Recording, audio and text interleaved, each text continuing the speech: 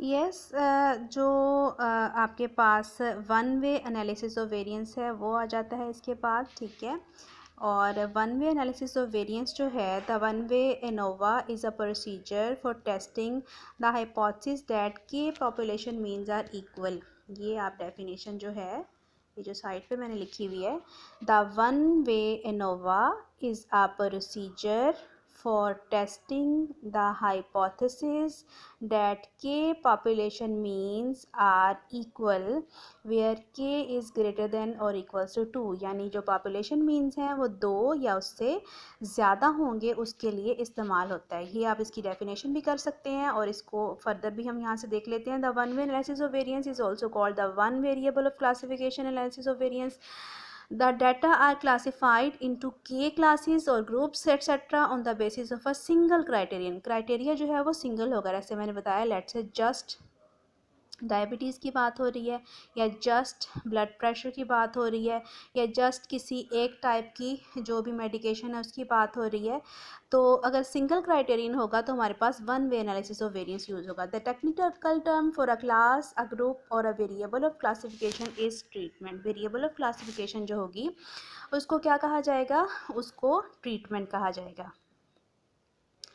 और सपोज अब उसके लिए उसने बताया कि वी हैव के सैम्पल्स ऑफ इक्वल साइज़। पहला केस जो है वो हमारे पास इक्वल सैम्पल साइज़ के केस के सैम्पल साइज़ का केस है, ठीक है। दूसरा केस हम लेंगे जिसमें सैम्पल साइजेस डिफरेंट होंगे, ठीक है।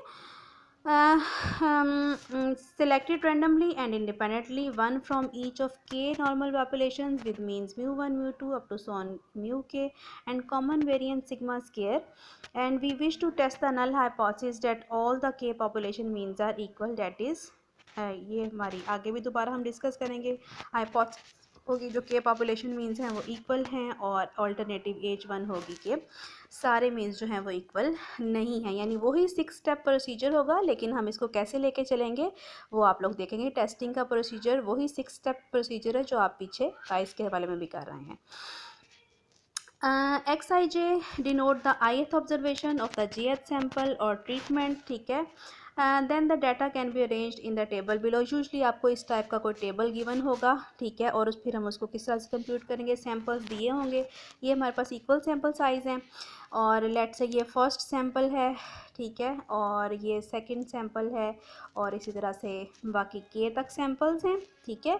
और उसमें हर सैम्पल में जो है वो जितनी जितनी ऑब्जर्वेशंस हैं, और ये टोटल जो है वो आपके पास क्या हो जाएगा, हर एक सैम्पल का साइज़ हो जाएगा। यानी पहले सैम्पल में कितने ऑब्जर्वेशंस हैं, दूसरे सैम्पल्स में कितनी ऑब्जर्वेशंस हैं, और ये नीचे जो हैं वो टोटल दिए हुए हैं।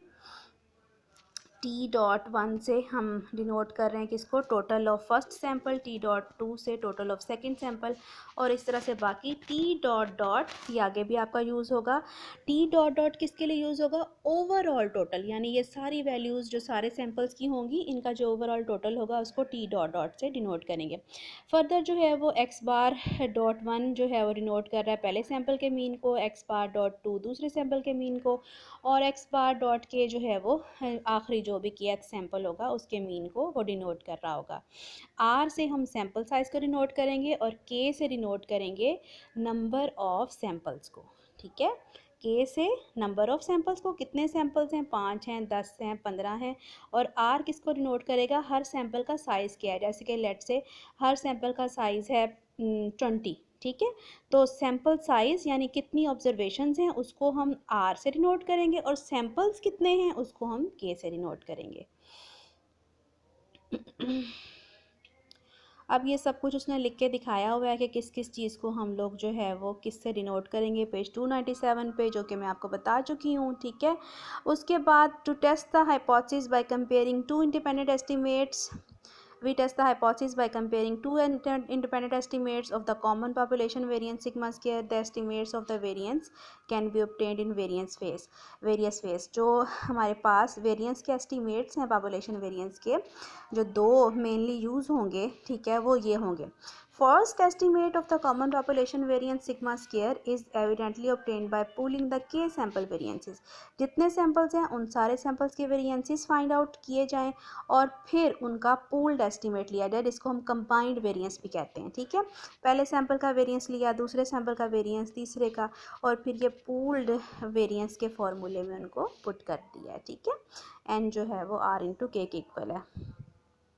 और इसी चीज़ को हम लोग इस तरह से भी सम ऑफ स्केयर्स ऑफ डेविएशंस वाली फॉर्म में भी लिख सकते हैं। 1/n माइनस के सम 2 दफ़ा सम है और X I J minus X bar dot J square, यानी हर एक सैंपल का square. Later this estimate will be refer to as within sample. इस पूल्ड एस्टिमेट वाले एस्टिमेट को, पॉपुलेशन के वेरिएंस को के एस्टिमेट को हम कहेंगे विद इन सैंपल्स एस्टिमेट और वेरिएंस सिग्मा स्क्वायर। इसका नाम होगा विद इन सैंपल्स, क्योंकि सैंपल्स के इंटरनल जो है वो वेरिएंस को शो कर रहा होगा। और this is an unbiased estimate regardless of the fact whether और not the null hypothesis is true. जो सेकंड एस्टिमेट है हमारा is based on the variation among the sample means assuming that all the population means are equal. दूसरा जो हम estimate होगा वो जो है वो बिटवीन सैंपल्स मीन होगा। ठीक है ना, सैंपल टू सैंपल वेरिएशन जो है वो कितनी है, एक सैंपल की दूसरे सैंपल से वेरिएशन कितनी है, जिसमें हम एज्यूम करेंगे कि पॉपुलेशन मीन्स जो हैं वो इक्वल हैं। तो वो जो एस्टिमेट है हमारे पास उसको एस स्क्वायर बी से डिनोट करेंगे बाद में हम, और उसको कहेंगे between sample variance of estimate between sample estimate of variance sigma square. ठीक है, ये एक अलग एस्टिमेट है इंडिपेंडेंटली, और ऊपर वाला जो था फर्स्ट एस्टिमेट वो एक अलग है, और इसका जो है वो फॉर्मूला जो है वो ये उसने लिखा हुआ है आपके सामने, ये वाला फॉर्मूला यूज़ होगा।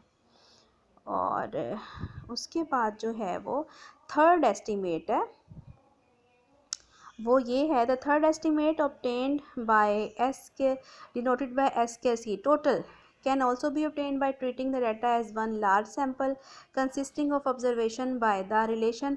ये ओवरऑल यानी जितनी भी वैल्यूज़ हैं उनका, उन सब का ओवरऑल वेरिएंस फाइंड आउट कर लिया जाए सारी वैल्यूज़ को कंसीडर करते हुए। तो ये एस के टी से टोटल जो है वेरिएंस से हम इसको डिनोट करते हैं। ठीक है, this is also an unbiased estimate of sigma square when H naught is true. This estimate is not of use in analysing the results but can be use to simplify the computation. ये जो है computation को simplify करने के लिए use होगा। अभी आगे जाके हम क्वेश्चंस देखेंगे तो आपको उससे समझ आ जाएगी। एस स्क्वायर पी और एस स्क्वायर बी इनफैक्ट असल हैं, क्योंकि ये जो है हमारे पास एफ़ में, हमारी जो टेस्ट स्टेटिस्टिक है वो एफ़ है, उसमें यूज़ होंगे, यानी कि पूल्ड वेरिएंस और बिटवीन सैंपल वेरिएंस। ठीक है, यानी विद इन सैंपल पूल्ड वाले को ही हम विद इन सैंपल वेरिएंस कहते हैं, और S square B means between samples. ये दो अनबाइस्ड एस्टिमेट्स हैं, इंडिपेंडेंट एस्टिमेट्स हैं सिग्मा स्क्वायर के, so their values should not differ greatly to detect that that is to test the hypothesis that h naught mu1 mu2 up to mu k are equal, we use the ratio f is equals to s square b over s square b, यानी कि numerator में आपके पास आएगा between sample variance और denominator में आएगा आपके पास S square P, यानी कि पूल्ड वेरिएंस या विद इन सैंपल वेरिएंस। और इनके ये वाले फार्मूलाज भी, फर्दर फार्मूलाज जो हैं वो यूज़ किए जा सकते हैं। ठीक है, लेकिन हम यूजली शॉर्ट फार्मूलाज यूज़ करेंगे, वो मैं आगे आपको बताऊंगी, लेकिन आपको इन फार्मूलाज को भी यूज़ करना आना चाहिए और इनको याद होने चाहिए आप लोगों को। ठीक है, और इसमें जो है f के लिए हम डिग्रीज ऑफ फ्रीडम यूज़ करेंगे k-1 न्यू 1 और n-k न्यू 2। ठीक है, यानी जिससे डिवाइड किया हुआ ना, सिंपली याद करने के लिए ये याद रखें। तो बिटवीन वाले की जो डिग्रीज ऑफ फ्रीडम है न्यू 1 वो k-1 है और न्यू 2 जो है वो n-k है। We will reject H naught when f is greater than equals to f alpha. Nu 1 and nu 2 single ही हमेशा, यही वाला हमेशा क्रिटिकल रीजन बनेगा, and conclude that the population means are not equal. It is important to note that, वही बात बताई हुई है कि इसमें रिजेक्शन रीजन जो है वो सिर्फ यही वाला आपका राइट टेल जो है वो वन टेल्ड रिजेक्शन रीजन बनेगा हमेशा। ठीक है, तो ये जो हैं फार्मूलाज हैं इनको अलग लिखें और इनके साथ लिखें कि ये बिटवीन सैंपल वेरिएंस है, ये विद इन सैंपल वेरिएंस है, ये टोटल वेरिएंस है। ठीक है, इस तरह से इसको याद करें।